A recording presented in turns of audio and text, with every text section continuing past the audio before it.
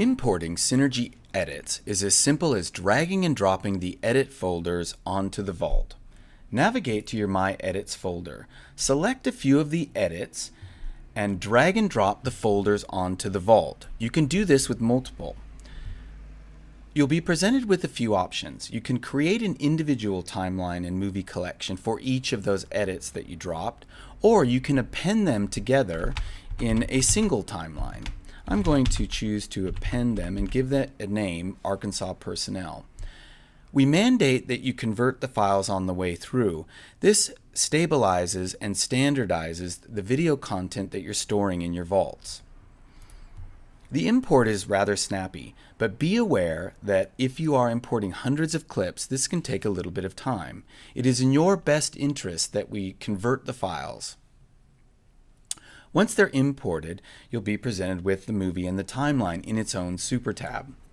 We do our best to map all of the data from the CSV file found in the Synergy edit into the clips so that you can use our powerful filtering. For instance, if I'm looking for made 3 pointers, I can filter make 3 and I filtered in those clips. So the import is quite straightforward. On the heels of this, I want to share a couple of super tips. I'm going to open up some other files that I imported previously in. So I drag and drop those. Here's some zone defense.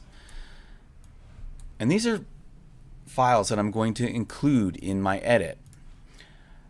If I break this plane up to the right by splitting in my timeline, I'm going to create a composer, and I can start to add all of those clips into the composer and work on the presentation that I'm going to do with my athletes.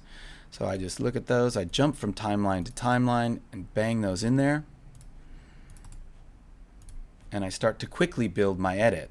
The neat thing is, since you've imported the CSV data from the edit, I can again filter in my composer. So if I'm looking for make 3s again, I can go made shots and 3s, and that filters in all of my make 3s, and I can get rid of anything that isn't a 3 by deleting all the filtered out clips.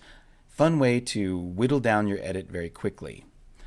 The other super tip that I wanted to show is if I close this super tab, this was my scout for Arkansas, and I go back and I want to look at one of those files again, all I do is double click on one of the files that were open, and it generates that super tab with all of the files I had open instantly.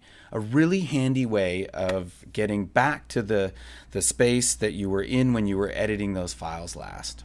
Just another little convenience thing that I wanted to make you aware of, that we try to do our best to create in Angles.